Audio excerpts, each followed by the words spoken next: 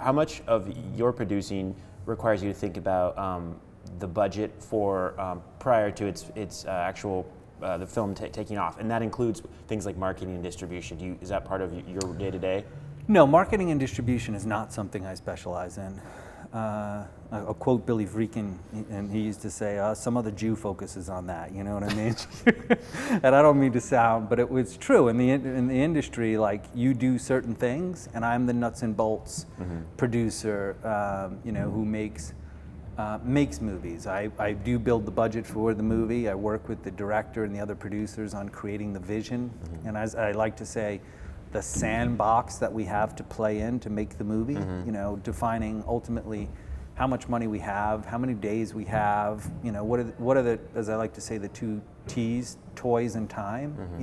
What kind of toys do we need? Are we doing big aerial stuff, or are we doing a more intimate drama that doesn't require that, Defining that, and then working with the rest of the filmmaking team on executing that. When it comes to marketing and distributing the movie, generally other people come in and take over that. I'm very happy to pass that off because I don't think I would know how to survive in that world.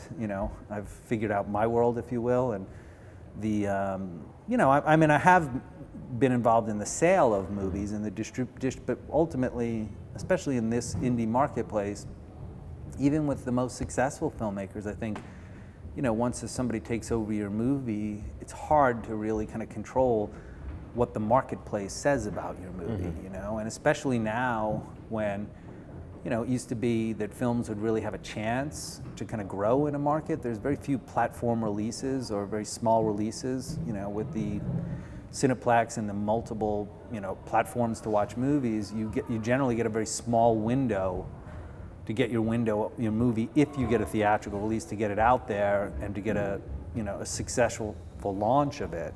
And again, unless you're one of the big tentpole movies or a smaller movie that really hits in a niche, you're often, again, in this marketplace, it's not so unsuccessful to have a movie that might go to Netflix or be an on-demand. Or I worked on the Boondock Saints movies, and nobody knew about that movie until it went to DVD. Right. The first one, that's a good example.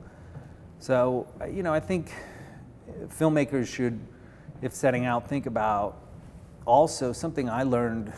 I had one of my mentors was an old composer, and I mentioned him one time. He said, "How's your movie doing?" And it was the first movie I wrote, produced, and I'd spent 2.5, 3 years on it, put all my money on credit cards, the whole story. That, all I ever would talk about was that. I was completely obsessed with it, And he said to me, "Move on.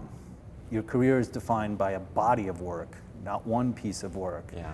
And it was very, very good advice to me. I remember it was like kind of bing, a light bulb went off. Like, yeah, I need to move on.